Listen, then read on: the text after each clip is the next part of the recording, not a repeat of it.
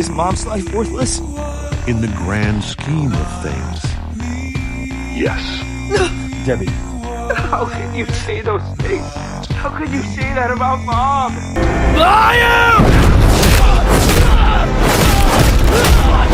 You want to die for this planet?